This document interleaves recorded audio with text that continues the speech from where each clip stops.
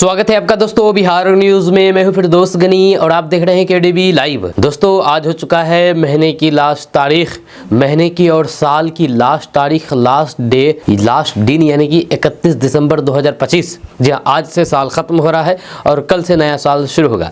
तो नए साल की आप सबको सबसे पहले एडवांस में मुबारकबाद। तो चलिए आज की बिहार की टॉप खबरों के बारे में बात करते हैं।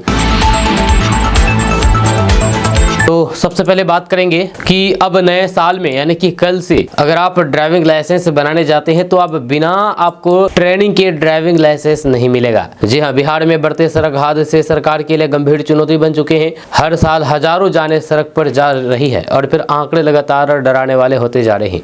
इसी पृष्ठभूमि में परिवहन विभाग ने बड़ा और नीतिगत फैसला लिया है। अब राज्य में ड्राइविंग लाइसेंस बनवाने के लिए सड़क सुरक्षा और फिर ट्रैफिक नियमों की ट्रेनिंग अनिवार्य होगी। जब नए साल से लागू होने वाली इस व्यवस्था का मकसद साफ है, प्रशिक्षित चालक, जागरूक नागरिक और फिर सुरक्षित सड़कें। जब परिवहन विभाग के अनुसार पटना समेत बिहार के सभी डीटीओ कार्यालयों में ड्राइविंग लाइसेंस आवेदकों को पहले रोड सेफ्टी और फिर ट्रैफिक रूल्स की जानकारी दी जाएगी। इसके बाद अस्थायी लाइसेंस के लिए टेस्ट लिया जाएगा। यदि टेस्ट के बाद भी नियमों को लेकर के स्पष्टता नहीं हुई तो फिर लाइसेंस के साथ सड़क सुरक्षा से जरूरी किट और ट्रैफिक नियमों का पंपलेट डाक के जरिए आवेदक के घर भेजा जाएगा। यह सरकार का मानना है कि बार बार समझाने और फिर पढ़ने से ड्राइविंग व्यवस्था में बदलाव आएगा। इस योजना से हर साल करीब 10 से 12 लाख नए ड्राइविंग लाइसेंस धारकों को सीधा लाभ मिलेगा। दोस्तों बिहार के उप मुख्यमंत्री और भूमि राजस्व सुधार मंत्री विजय कुमार सिन्हा ने राजस्व एवं भूमि सुधार विभाग में लगाए जा रहे विशेष कैंप को लेकर के नाराज चल रहे अधिकारियों पर तीखा बयान दिया है।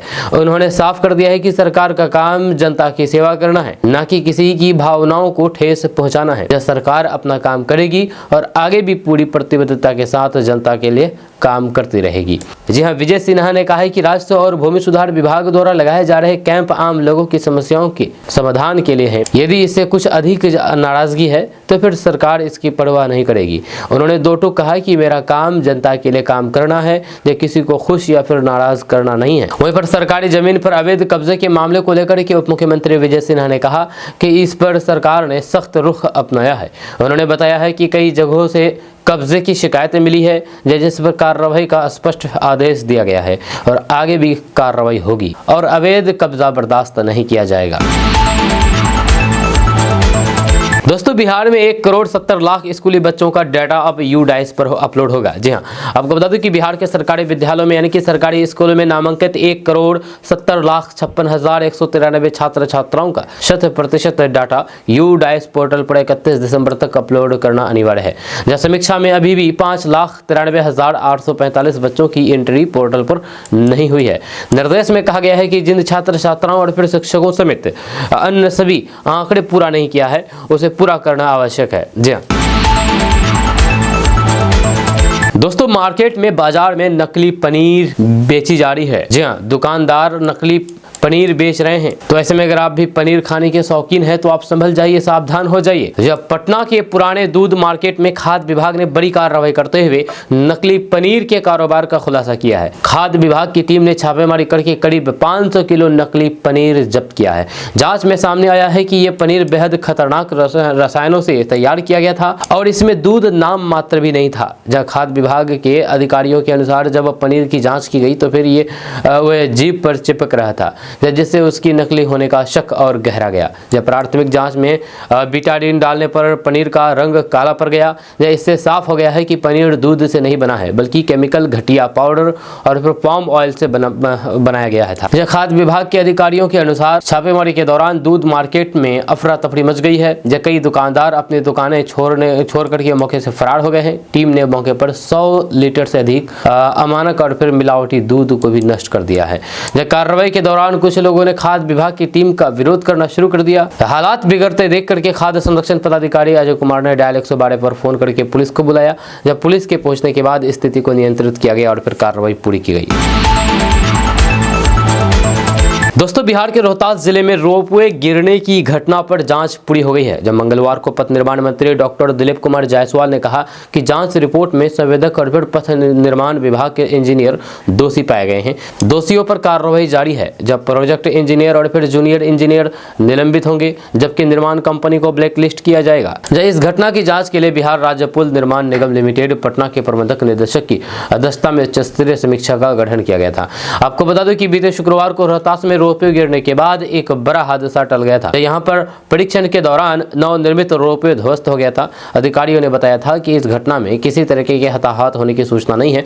ये घटना रोहतास प्रखंड से रोहतासगढ़ किला और फिर रोहितेश्वर धाम को जोड़ने वाले रोपवे के परीक्षण के दौरान हुई थी। हादसे के दौरान इससे जुड़ा एक टावर भी क्षतिग्रस्त हो गया था। अधिकारियों के अनुसार परीक्षण के दौरान उपयोग में लाई जा रही 4 ट्रॉलियां क्षतिग्रस्त हो गई थी।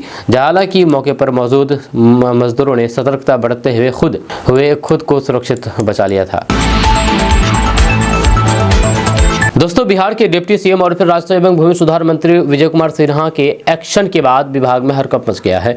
जब विभाग के लापरवाह और फिर भ्रष्ट अधिकारियों में इतना खौफ है कि उन्होंने राज्यपाल और फिर मुख्यमंत्री नीतीश कुमार को पत्र लिखकर के हस्तक्षेप करने की मांग कर दी है। हालांकि डिप्टी सीएम ने स्पष्ट कर दिया है कि वे किसी भी दबाव में आने वाले नहीं है। जब विभाग में मची खलबली और फिर अधिकारियों की नाराजगी पर विजय सिन्हा ने कहा कि सरकार जनता के हित में अपना काम कर रही है। किसी की भी भावना को चोट पहुंचाना सरकार की मंशा नहीं होती है। सरकार की नीयत पूरी तरह से साफ है और जनता के हित में भूमि सुधार विभाग को आगे बढ़ाना है। उन्होंने कहा कि मुजफ्फरपुर में कृषि विभाग की जमीन का अधिकारियों की मिलीभगत से दाखिल खारिज करा दिया गया। उस समय कृषि मंत्री रहते हुए हमने सीओ पर कार्रवाई करने और अपील दायर करने के निर्देश दिया था। आज उसको भी हमने संज्ञान में लिया है। उन्होंने कहा कि इस तरीके का विवादित वातावरण जो लोग भी बनाएंगे और विवाद रहित जमीन को भी विवादित करने वाले लोग नहीं बचेंगे। दोस्तों बिहार के स्कूलों में अब आधार सेवा केंद्र खोले जाएंगे। दरअसल बात है कि पटना जिले के स्कूलों में बंद पड़े आधार केंद्रों को दोबारा से शुरू करने की तैयारी जोरों पर है। बिहार शिक्षा परियोजना परिषद के निर्देश पर जिला शिक्षा कार्यालय स्तर पर हर प्रखंड में 2-2 आधार सेवा केंद्र खोलने के लिए स्कूलों को चिन्हित किया जा रहा है। जिले में कुल 24 प्रखंड है, यानी कि पटना जिले में कुल 24 प्रखंड है। इन प्रखंडों में 48 आधार केंद्र खुलेंगे। जिला शिक्षा कार्यालय ने प्रखंड शिक्षा पदाधिकारियों को आधार सेवा केंद्र खोलने के लिए स्कूलों के नाम भेजने के निर्देश दिए हैं। दोस्तों अपना बिहार भी गजबे है। यहाँ पर शराबबंदी लागू है, लेकिन शराब हर जगह मिल रहा है और हर रोज पीने वाले पीते हैं। यहाँ पर शराब पीना और पिलाना पूरी तरीके से बैन लगा हुआ है। बिहार में 1 अप्रैल 2016 को नीतीश सरकार ने राज्य में पूर्ण शराबबंदी लागू की थी। तब से अब तक ऐसा हुआ ही नहीं है कि किसी ने शराब को हाथ ना लगाया हो।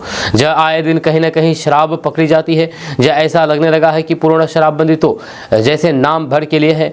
तस्करों के हौसले तो ऐसे बुलंद है जैसे राज्य में दारू पीने की खुली छूट हो। सरकार की तमाम कोशिशों पर इन शातिर शराब तस्करों ने पानी फेर करके रख दिया है। जी हाँ, आपको बता दूं कि अगर साल 2025 की बात करें तो फिर अब तक पूरे साल बिहार से शराब पकड़े जाने के अनगिनत मामले सामने आ चुके हैं। बिहार वाले ना जाने कितने लीटर शराब अब तक घटक चुके हैं होंगे। इसका भी कोई भी हिसाब किताब मौजूद नहीं है। बस इतना जरूर पता है कि नीतीश सरकार की पूर्ण शराबबंदी वाले नियम की जम करके धज्जियां उड़ाई जा रही है। दरअसल बिहार के बगहा में नगर थाना पुलिस को कल गुप्त सूचना मिली कि कुछ तस्कर पुष्पा स्टाइल में ट्रैक्टर ट्रॉली के भीतर तहखाना बना करके विदेशी शराब की सप्लाई की जा रही है। जब ट्रॉली की गहन तलाशी ली गई तो फिर जैसे ही राज का दरवाजा खुला तो पुलिस भी दंग रह गई। ट्रॉली के भीतर बनाए गए तहखाने से 20 कार्टून विदेशी शराब बरामद की गई है। ये वही तरीका था जैसा फिल्मों में दिखाया जाता है। ऊपर खेती का सामान और फिर नीचे गैर कानूनी कारोबार। दोस्तों अपना बिहार के खेती को हाईटेक और लाभकारी बनाने के लिए बिहार सरकार का कृषि विभाग निरंतर प्रयासरत है। इसी के तहत विभाग कृषि ड्रोन छिड़काव योजना लेकर के आया है, जिससे किसानों के लिए ड्रोन से छिड़काव कराना सस्ता और कारगर साबित हो रहा है। जी हाँ, फसलों में कीटनाशी, खरपतवार नाशी और फिर तरल उर्वरकों आदि का ड्रोन से छिड़काव कराने पर विभाग की ओर से भारी अनुदान दिया जा रहा है। इसका लाभ लेने के लिए किसानों को कृषि विभाग की वेबसाइट पर जाकर के ऑनलाइन आवेदन करना होगा। यह ड्रोन ड्रोन से छिड़काव कराने पर किसानों को प्रति एकड़ 50% अधिकतम 240 रुपये का अनुदान दिया जा रहा है। एक किसान अधिकतम 10 एकड़ क्षेत्र के लिए आवेदन कर सकता है। जब किसान ड्रोन का उपयोग करके बड़े क्षेत्रफल में महज कुछ ही मिनटों में कीटनाशक, खाद या फिर दवाओं का छिड़काव कर सकते हैं। इसके प्रयोग से न केवल लागत में कमी आएगी बल्कि समय की भी बचत होगी। साथ ही इससे मिट्टी की क्वालिटी दुरुस्त रखने और फिर फसलों में कीटनाशकों और फिर दवाओं के अवशेषों को कम करने में भी मदद मिलती है। वहीं पर कृषि विभाग ने इस वर्ष 56,050 एकड़ क्षेत्र में ड्रोन से छिड़काव का लक्ष्य रखा है। साल 2024-25 में 27,666 एकड़ फसलों में ड्रोन से छिड़काव सफलतापूर्वक किया गया था। ड्रोन के माध्यम से फसलों में कीटनाशी, फफूंदनाशी और फिर खरपतवार नाशी, पादक वृद्धि नियामक तथा तरल उर्वरक जैसे nano urea, nano DAP, NPK एवं सूक्ष्म पोषक तत्वों का छिड़काव किया जा सकता है। दोस्तों, बिहार में हिजाब विवाद अभी खत्म नहीं हुआ है। महिला डॉक्टर नुसरत परवीन ने अभी तक अपनी नौकरी ज्वाइन नहीं की है। जब ज्वाइन करने की आखिरी तारीख 31 दिसंबर है। जब पटना के civil surgeon doctor Avinash Singh ने साफ तौर पर कह दिया है कि अगर नुसरत परवीन 31 दिसंबर तक ज्वाइन नहीं करती है तो फिर वह बाद में ज्वाइन नहीं कर पाएगी। जब डेडलाइन खत्म हो जाएगी। जब उन्होंने अभी तक इस बारे में कोई भी जानकारी नहीं दी है कि वह नौकरी ज्वाइन करेंगी या नहीं। इसी बीच पटना के गर्दनीबाग में आयुष डॉक्टरों का विरोध प्रदर्शन चल रहा है। वह अपनी नियुक्तियों की मांग कर रहे हैं। प्रदर्शनकारी डॉक्टरों ने कहा है कि नुसरत परवीन को जल्द से जल्द अपनी नौकरी ज्वाइन करनी चाहिए। प्रदर्शन में शामिल मुस्लिम समुदाय की एक महिला डॉक्टर ने भी हिजाब विवाद के बारे में बात की है। जब बड़ी संख्या में आयुष डॉक्टर बैनर और फिर पोस्टर लेकर के गर्दनीबाग में विरोध प्रदर्शन कर रहे थे, जब बिहार सरकार के खिलाफ नारे लगा रहे थे, अपनी नियुक्ति की मांग कर रहे थे, नुसरत परवीन के बारे में उन्होंने कहा कि उन्हें अपनी नौकरी ज्वाइन करनी चाहिए। जब प्रदर्शनकारी आयुष डॉक्टरों का कहना है कि आयुष डॉक्टरों की ये भर्ती सितंबर 2013 के बाद लगभग 13 साल के लंबे अंतराल के बाद आई है। इस भर्ती में कुल 2619 पदों का विज्ञापन किया गया था, लेकिन मौजूदा चयन प्रक्रिया के बाद केवल 1283 उम्मीदवारों का चयन हुआ है, जबकि 1336 से ज्यादा पद अभी भी खाली पड़े हैं। जब भर्ती में तय किया गया कट ऑफ सरकारी नियमों और फिर कोर्ट के निर्देशों के अनुसार है और फिर हम इसका पूरा सम्मान करते हैं। हम सिर्फ ये अनुरोध कर रहे हैं कि कट ऑफ लागू होने के बाद भी इतनी बड़ी संख्या में पदों का खाली रहना एक असाधारण स्थिति है जिस पर फिर से विचार करने की जरूरत है।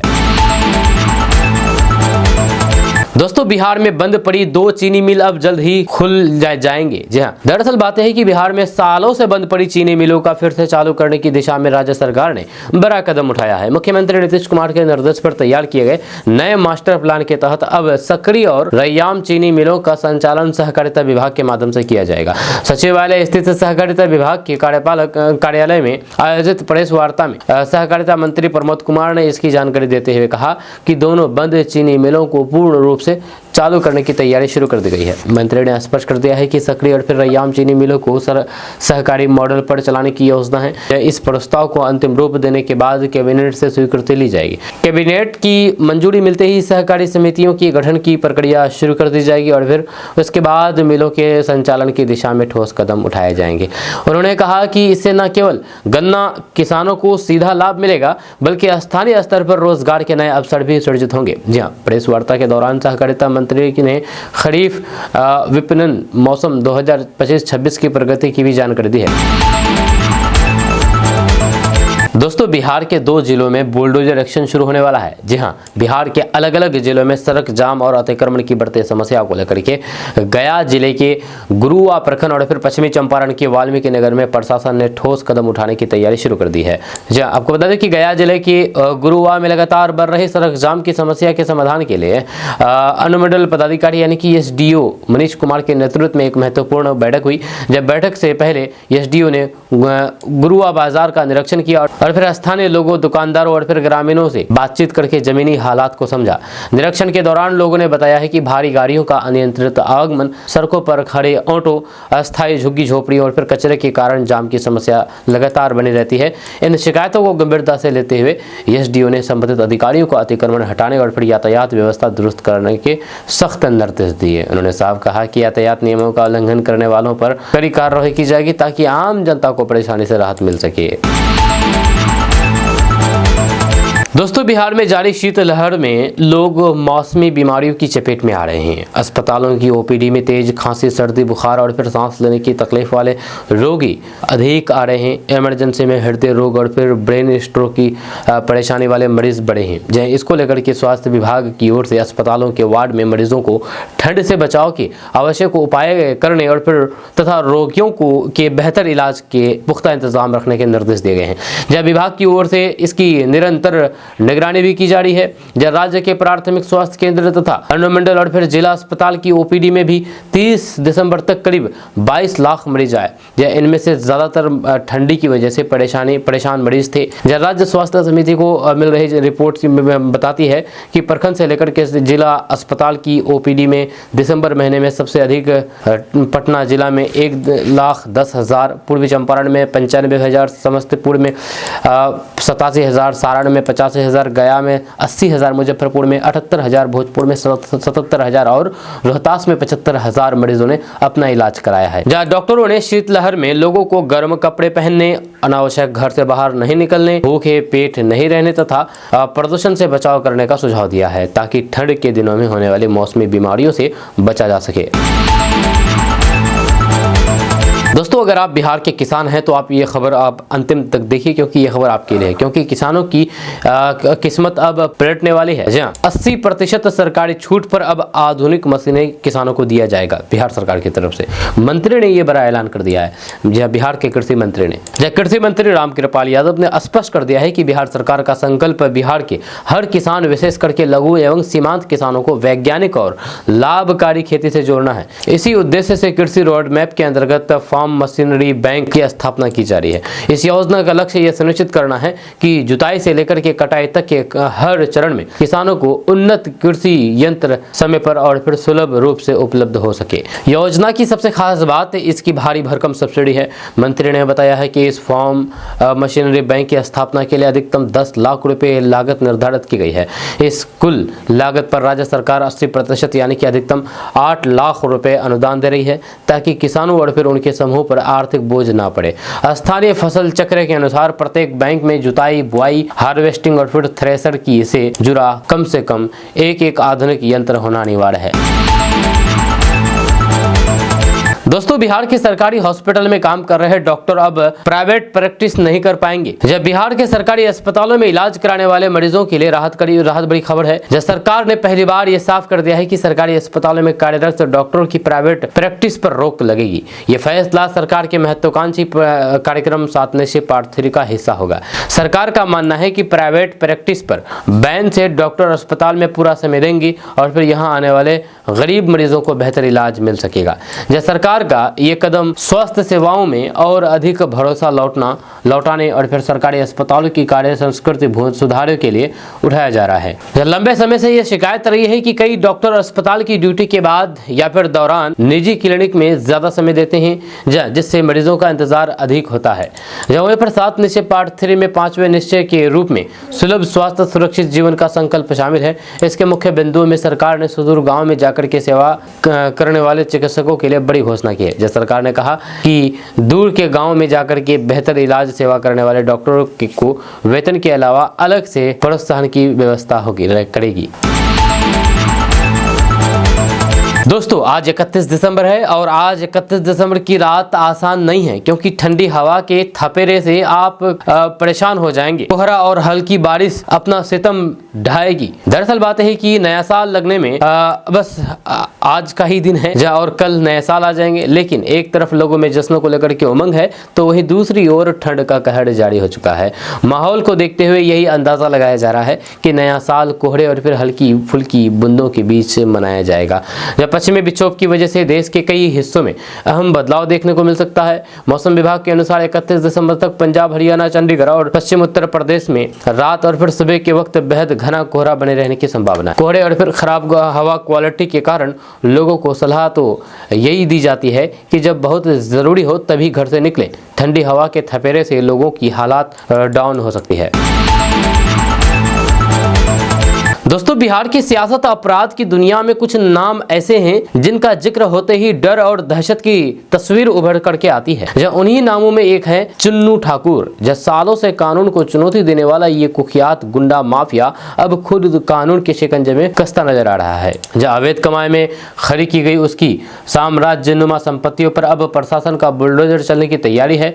जब कोर्ट के आदेश के बाद सरकार ने साफ कर दिया है कि अब कोई भी माफिया कानून से ऊपर नहीं है। जब चुन्नू ठाकुर ने अपराध की दुनिया में कदम रखते ही अपना खौफनाक हस्ताक्षर छोड़ दिया था। जब जमीन पर कब्जा, रंगदारी की वसूली, ठेकेदारी में दखल और अन्य कई ऑर्गेनाइज्ड क्राइम के जरिए अवैध कारोबार, हर गली हर इलाके में उसका नाम दहशत की तरह गूंजता था। जब पुलिस की फाइलों में उसके खिलाफ हत्या, अपहरण, हत्या के प्रयास, आर्म्स एक्ट और जबरन वसूली के जैसे संगीन अपराधों की लंबी फहरिस्त दर्ज है। कहा जाता है कि चुन्नू ने अपराध को सिर्फ जरिया नहीं बल्कि एक पूरा सिस्टम बना लिया था। जब उसका नेटवर्क इतना मजबूत था कि जमीन के सौदे से लेकर के सरकारी ठेकों तक उसकी परछाई दिखती थी। स्थानीय लोग उसके नाम से कांप उठते थे। शिकायत करना तो दूर, नाम लेने से भी डरते थे। यह कई बार पुलिस ने उसे जेल की सलाखों के पीछे पहुंचाया, लेकिन हर बार जमानत पर बाहर आकर के वे फिर से उसी अंदाज में लौट आते थे। लेकिन चुन्नू ठाकुर का नाम जिस घटना से हमेशा के लिए देश की यादों में ताजा हो गया, वो थी साल 2005 की सनसनीखेज वारदात, जब पटना के दिल्ली पब्लिक स्कूल के छात्र किसले कौशल का अपहरण हो गया था। पूरा बिहार सन्न था। उसी दौरान बिहार दौरे पर आए तत्कालीन प्रधानमंत्री अटल बिहारी वाजपेयी पटना के गांधी मैदान पहुंचे और भीड़ के सामने भावुक होकर के बोले कि मेरा किसले कहाँ है, जब मेरे किसले को कोई लौटा दो। ये एक सवाल नहीं बल्कि पूरे देश की बेचैनी थी। जब उसी अपहरण कांड में चुन्नू ठाकुर का नाम उछला और उस पर 3 लाख रुपए का इनाम रखा गया था। जब सालों तक पुलिस को चकमा देने वाला ये माफिया आखिरकार इसी साल अप्रैल में बिहार नेपाल बॉर्डर पर दबोचा गया। गिरफ्तारी के बाद अब उसकी अवैध संपत्तियों पर कार्रवाई शुरू हो चुकी है। यह संदेश साफ है कि जो कभी कानून को आंख दिखाता था, आज वही कानून के सामने बेबस खड़ा है। बिहार में माफिया राज के खिलाफ ये सिर्फ एक कार्रवाई नहीं बल्कि एक सख्त चेतावनी है। दोस्तों, किशनगंज में एक आधुनिक पार्क का निर्माण कार्य तेजी से चल रहा है। ये पार्क नए साल 2026 में बनकर के तैयार हो जाएगा और इसके बाद आम लोगों के लिए खोल दिया जाएगा। करीब 1 करोड़ 71 लाख रुपए की लागत से ये पार्क बनाया जा रहा है। जब किशनगंज शहर में ये पार्क बनाया जा रहा है, जिससे किशनगंज शहर में रह रहे लोगों को काफी ज्यादा सहूलियत होगी और फायदा होगा। किशनगंज शहर के लोग बरसों से एक बढ़िया पार्क का इंतजार कर रहे हैं, लेकिन अब उन्हें ये आधुनिक पार्क बहुत जल्द मिलने वाला है। तो आपको बता दूं कि किशनगंज के लोगों के लिए एक अच्छी खबर है। नगर परिषद क्षेत्र के खगरा स्टेडियम के पास एक आधुनिक पार्क का निर्माण तेजी से चल रहा है। यह करीब 1 करोड़ 71 लाख रुपए की लागत से बन रहा ये पार्क 2026 तक तैयार हो जाएगा और इसके बाद आम लोगों के लिए खोल दिया जाएगा। इस परियोजना का निर्माण बुडको यानी कि बिहार शहरी विकास कंपनी द्वारा कराया जा रहा है। यह योजना को मंजूरी मिलने के बाद करीब 5 महीने पहले काम शुरू हुआ था, जो अब तेज रफ्तार से जारी है। ये पार्क लगभग 56,000 स्क्वायर फीट क्षेत्र में बनाया जा रहा है। यह लक्ष्य है कि नए साल की शुरुआत में पार्क पूरी तरीके से तैयार हो जाए, ताकि शहर के लोगों को घूमने फिरने, सैर और फिर परिवार के साथ समय बिताने के लिए एक शानदार जगह मिल सके। वहीं पर निर्माण कार्य की गुणवत्ता पर प्रशासन लगातार नजर रख रहा है। यह डीएम विशाल राज खुद साइट पर निरीक्षण करते रहते हैं, जबकि डीडीसी और फिर एसडीएम भी समय समय पर पहुंच करके काम की प्रगति देख रहे हैं और अधिकारियों को निर्देश दे रहे हैं ताकि परियोजना तय समय पर पूरा हो सके। वहीं पर पार्क में हरियाली, बच्चों के खेलने के लिए चिल्ड्रन पार्क और फिर सैर के लिए चारों ओर वॉकिंग ट्रैक बनाया जा रहा है। यह सड़क किनारे पौधरोपण और फिर आकर्षक बागवानी की जाएगी, जिससे पार्क का माहौल और ज्यादा खूबसूरत दिखे। इसके साथ ही यहाँ पर ओपन जिम और फिर योगा लेन भी बनाई जा रही है। यह पार्क का एक हिस्सा योग और फिर ध्यान के लिए आरक्षित रहेगा, ताकि लोग शांत वातावरण में स्वास्थ्य और फिर फिटनेस का ध्यान रख सके। वहीं पर परिवार के साथ घूमने आने वाले लोगों के लिए पार्क में कैफेटेरिया भी होगा, जहां पर उचित दर पर खान पान की सुविधा मिलेगी। जब डिजाइन इस तरह से तैयार किया गया है कि बच्चे, युवा और फिर बुजुर्ग सभी के लिए कुछ न कुछ खास होगा। वहीं पर पार्क की दीवारों पर मधुबनी पेंटिंग बनाई जाएगी, जिसमें स्थानीय पहचान, खास करके चाय और फिर अनानास की खेती को दर्शाया जाएगा। इससे क्षेत्र की कला और फिर संस्कृति को बढ़ावा मिलेगा। निर्माण के साथ साथ आगे पार्क के मेंटेनेंस की भी खास व्यवस्था की जाएगी, ताकि ये लंबे समय तक साफ सुथरा और फिर सुरक्षित बना रहे। वहीं पर नगर परिषद अध्यक्ष इंद्रदेव पासवान ने कहा कि ये पार्क किशनगंज के लोगों के लिए बड़ी सौगात साबित होगा। ये न सिर्फ मनोरंजन का केंद्र बनेगा बल्कि स्वास्थ्य, योग और फिर सामाजिक मेल जोल के लिए भी बेहतर स्थान बनकर के उभरेगा। कुल मिलाकर के खगरा स्टेडियम के पास बन रहा ये आधुनिक पार्क किशनगंज शहर के विकास में एक नई पहचान जोड़ने जा रहा है और फिर साल 2026 में नगर वासियों के लिए एक खास तोहफा साबित होगा। दोस्तों, किशनगंज से बड़ी खबर सामने आई है। किशनगंज में भवन निर्माण विभाग की कुर्क संपत्तियों की अब नीलामी होने जा रही है। जी हां, ठेकेदार के भुगतान विवाद के मामले में अदालत ने 28 जनवरी 2026 को सार्वजनिक बिक्री का आदेश दे दिया है। यह आदेश सब जज प्रथम अदालत की ओर से निष्पादन मामला संख्या 22/2024 में जारी किया गया है। दरअसल ठेकेदार मुकेश कुमार सिंह का आरोप है कि विभाग ने उनसे कराए गए काम का पूरा भुगतान अब तक नहीं किया है। कई बार गुहार लगाने के बाद भी जब पैसा नहीं मिला तो फिर उन्होंने अदालत का रुख कर लिया। अदालत ने पहले कुर्की की कार्रवाई करवाई और फिर अब नीलामी की प्रक्रिया शुरू कर दी गई है। अदालत ने स्पष्ट निर्देश दिया है कि नियमानुसार नीलामी का इश्तहार जारी किया जाए ताकि इच्छुक लोग निर्धारित तारीख को बोली लगा सके। माना यह जा रहा है कि यह फैसला सरकारी भुगतान में देरी को लेकर के सख्त संदेश देता है। जब नीलामी में विभाग की चल और फिर अचल दोनों तरह की संपत्ति शामिल है। जब चल संपत्तियों में ऑफिस का फर्नीचर और फिर कुछ उपकरण शामिल है, जिसमें 4 टेबल, 20 कुर्सियां, 5 अलमारी, 6 पंखे और फिर 1 एयर कंडीशनर शामिल बताए जा रहे हैं। यह इनकी कुल अनुमानित कीमत करीब 20,000 रुपये आंकी गई है। वह पर सबसे बड़ी नीलामी अचल संपत्ति की होगी। जी हाँ, ये जमीन और भवन मौजा डुमरिया वार्ड नंबर 9 में स्थित है। यह करीब 10 कट्ठा जमीन पर बना ये 2 मंजिला पक्का भवन लगभग 2000 वर्ग फुट का बताया जा रहा है। इस संपत्ति की अनुमानित कीमत 1.5 करोड़ रुपए आंकी गई है। वहीं पर उत्तर में इंडोर स्टेडियम, दक्षिण में जज ऑफिसर्स कॉलोनी, पूर्व में सड़क और फिर पश्चिम में जेल की सीमा होने के कारण ये जगह शहर के बेहद महत्वपूर्ण इलाकों में गिनी जाती है। इसी वजह से नीलामी पर रियल एस्टेट से जुड़े हुए लोगों की खास नजर है। वहीं पर विभाग की ओर से कहा गया है कि मामला काफी पुराना है और फिर भुगतान को लेकर के लगातार पत्राचार चलता रहा है, लेकिन अदालत की प्रक्रिया अपने नियमों के मुताबिक आगे बढ़ रही है। वहीं पर अब 28 जनवरी 2026 को सार्वजनिक नीलामी की जाएगी। नीलामी से मिलने वाली राशि से ठेकेदार का बकाया भुगतान चुकाया जाएगा। वहीं पर यह मामला एक बार फिर से सरकारी विभागों में भुगतान में होने वाली देरी पर सवाल खड़े करता है। अब देखने वाली बात यह है कि नीलामी से पहले कोई भी समाधान निकलता है या मामला आगे बढ़ता है। आपका इसके बारे में क्या कहना है, नीचे कमेंट बॉक्स में कमेंट करके जरूर बताइएगा। दोस्तों, बिहार इस वक्त भीषण शीतलहर, घने कोहरे और फिर कोल्ड डे जैसी परिस्थितियों से जूझ रहा है। IMD पटना ने बिहार में मौसम चेतावनी को 3 जनवरी तक बढ़ा दिया है। नव वर्ष की शुरुआत भी धूप के बिना होने की आशंका है। जी हाँ, यानी कि नया साल में धूप नहीं निकलेगा। तापमान में मामूली बढ़ोतरी की संभावना जरूर बताई गई है, लेकिन कोहरे और ठंडी हवाओं से फिलहाल राहत के संकेत कमजोर है। बिहार इस वक्त बर्फीली पछुआ हवाओं और फिर घने कोहरे की दोहरी मार झेल रहा है। आलम यही कि राजधानी पटना समेत बिहार के कई हिस्सों में पिछले 1 हफ्ते से सूरज के दर्शन दुर्लभ हो गए हैं। उत्तर से लेकर के दक्षिण बिहार तक कोल्ड डे की स्थिति बनी हुई है, जिससे जनजीवन बुरी तरीके से अस्त व्यस्त हो गया है। जब पिछले 24 घंटे में बिहार के तापमान में कोई भी खास बदलाव दर्ज नहीं किया गया है। जब बिहार के अधिकतर जिलों में मौसम शुष्क है, लेकिन घना कोहरा और फिर सर्द पछुआ हवाएं जनजीवन को प्रभावित कर रही है। जब पटना, नालंदा, गया, जहानाबाद, बक्सर और औरंगाबाद समेत कई जिलों में दृश्यता बेहद कम हो गई है। गया में तो फिर दृश्यता घट करके 50 मीटर तक पहुंच गई है, जिससे सड़क और फिर रेल यातायात बुरी तरह से प्रभावित हुआ है। वहीं पर IMD यानी कि मौसम विभाग के अनुसार पश्चिमी चंपारण और फिर सीतामढ़ी जैसे उत्तरी जिलों में शीतलहर का अलर्ट जारी है, जबकि कैमूर और फिर रोहतास जैसे दक्षिण पश्चिमी जिलों में घना कोहरा छाया हुआ है। सीमांचल के पूर्णिया, अररिया, कटिहार और फिर किशनगंज में तापमान में 3 से 4 डिग्री सेल्सियस तक की गिरावट दर्ज की गई है। उत्तर बिहार में बीते पखवाड़े से कोल्ड डे जैसी स्थिति बनी हुई है, जहां पर दिन में भी ठंड से राहत नहीं मिल रही है। वहीं पर बिहार में सबसे कम न्यूनतम तापमान राजगीर में 6.8 डिग्री सेल्सियस रिकॉर्ड किया गया है, जबकि शेखपुरा में अधिकतम तापमान 18.7 डिग्री सेल्सियस दर्ज किया गया है। जब पटना लगातार चौथे दिन कोल्ड डे की चपेट में रहा, जहां पर अधिकतम तापमान और फिर न्यूनतम तापमान का अंतर महज 2.1 डिग्री सेल्सियस रहा। वहीं पर अधिकतम तापमान सामान्य से 7.6 डिग्री कम, वहीं पर 14.7 डिग्री और न्यूनतम तापमान 12.6 डिग्री सेल्सियस दर्ज किया गया। वहीं पर ठंड और शीतलहर का सबसे ज्यादा असर बच्चों और फिर बुजुर्गों पर पड़ रहा है।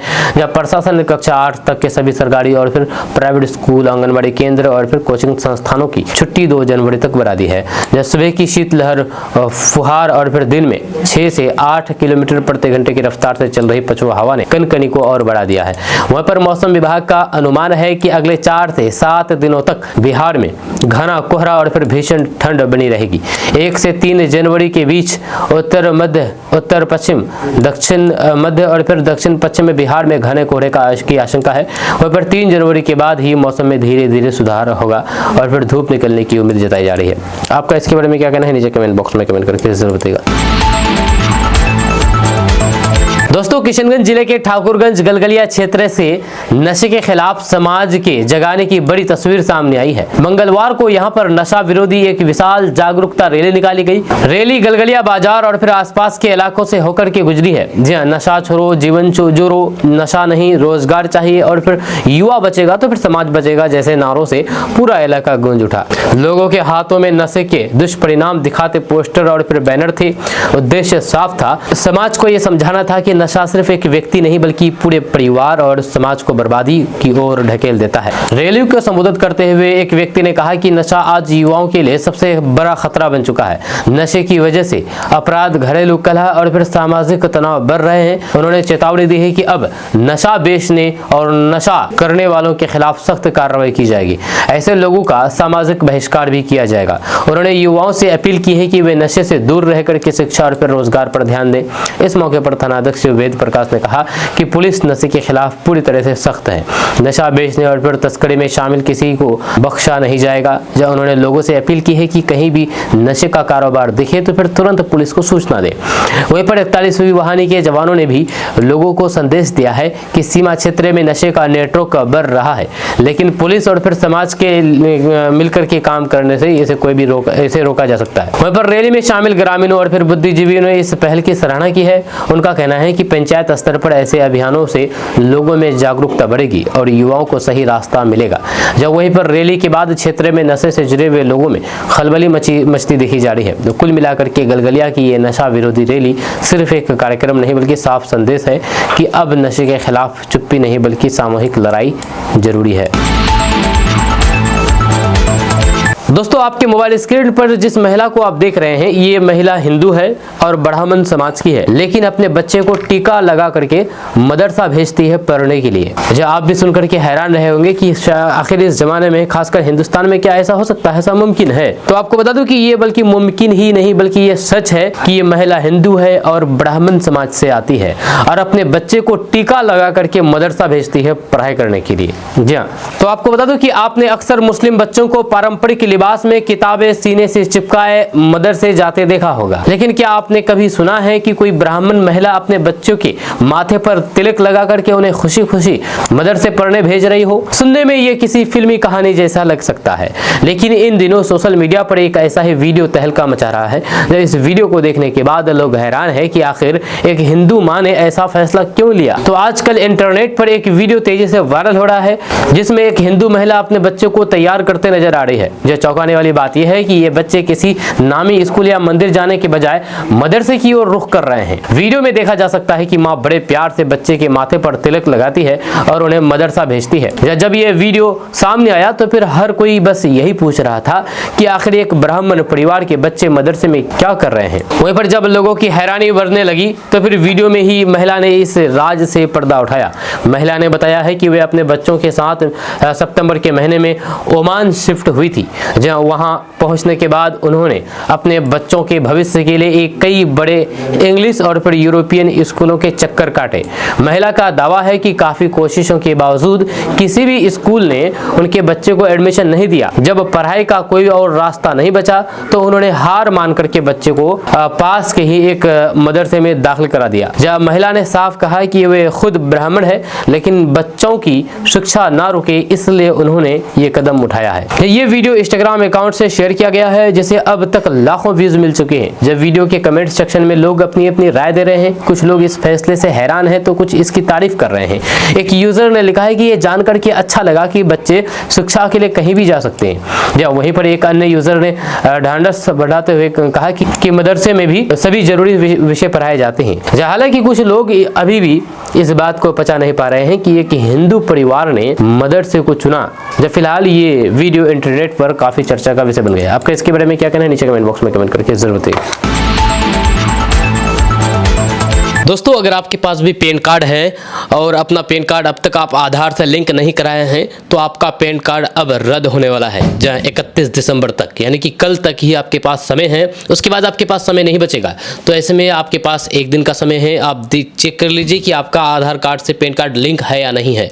अगर नहीं है तो लिंक करा लीजिए। अब सबसे ज़रूरी सवाल ये है कि आखिर पैन कार्ड और आधार कार्ड लिंक है या नहीं, कैसे चेक करें।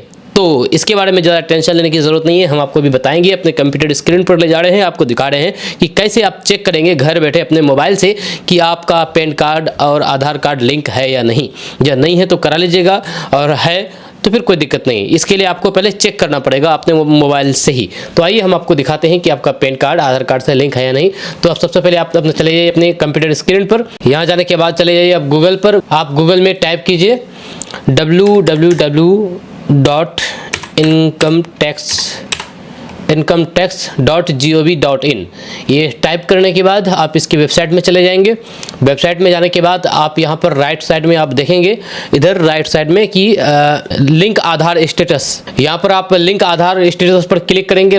लेफ्ट साइड में, राइट साइड में नहीं, सॉरी, लेफ्ट साइड में होगा ये लिंक आधार स्टेटस। इस पर क्लिक करने के बाद यहाँ पर अपना पैन कार्ड और आधार कार्ड यहाँ पर दर्ज करा लेंगे। आपको पता चल जाएगा कि आपका पैन कार्ड आधार कार्ड से लिंक है या नहीं है। तो इसके लिए सबसे पहले आपको अपना पैन कार्ड यहाँ पर देना होगा। तो हम अपना पैन कार्ड दे रहे हैं। तो अपना पैन कार्ड देने के बाद आधार कार्ड दे दीजिए आप। यहाँ पर पैन कार्ड और आधार कार्ड हम यहाँ पर दे दिए हैं। उसके बाद यहाँ पर राइट साइड में नीचे थोड़ा सा आएंगे तो यहाँ पर व्यू लिंक आधार स्टेटस लिखा हुआ है, इस पर आपको क्लिक करना होगा। तो हम इस पर क्लिक कर दे रहे हैं। तो क्लिक करने के बाद यहाँ पर आप देख सकते हैं कि मेरा आधार कार्ड और पैन कार्ड लिंक है। यहाँ पर लिखा हुआ है कि your PAN is already linked to given Aadhaar, यानी कि आपका पैन कार्ड पहले से आधार से लिंक है। तो इसमें आपको आधार कार्ड और पैन कार्ड लिंक करने की कोई ज़रूरत नहीं है। अगर आपका पैन कार्ड और आधार कार्ड लिंक नहीं है तो यहाँ पर बताएगा कि आपका पैन कार्ड और आधार कार्ड लिंक नहीं है और आपका आखिरी डेट इतना तक है, आपको लिंक करार देना है, नहीं तो आपका पैन कार्ड रद्द हो जाएगा, निरस्त हो जाएगा। आगे आप उस पैन कार्ड से कोई काम नहीं कर पाएंगे। और साथ ही साथ अगर आप पैन कार्ड और आधार कार्ड को लिंक करने के लिए अप्लाई कर दिए हैं पहले, तो यहाँ पर आपका वो स्टेटस दिखाएगा कि आपका प्रोसेस में है। जी, तो जो भी है आप अपना इस तरह से चेक कर सकते हैं घर बैठे कि आपका पैन कार्ड और आधार कार्ड लिंक है या नहीं है। अगर आपका Aadhaar card PAN card link नहीं है तो आप अपने घर बैठे ही आधार कार्ड पैन कार्ड से लिंक कर सकते हैं। इसके लिए आप जो आपको प्रोसेस बताया गया है उस प्रोसेस को फॉलो करेंगे। अगर आपका Aadhaar card PAN card link नहीं है तो वहाँ पर लिखा हुआ रहेगा कि आपका Aadhaar card PAN card link नहीं है और इसके लिए आप वहीं से लिंक कर सकते हैं। जी, वहाँ पर एक लिंक दिया हुआ रहेगा, हाईलाइट करते हुए लिखा हुआ रहेगा लिंक आधार, यानी कि अगर आपका Aadhaar card PAN card link नहीं है तो वहाँ पर लिखा हुआ रहेगा कि PAN not link with Aadhaar, please click on link Aadhaar, link to your Aadhaar with pen.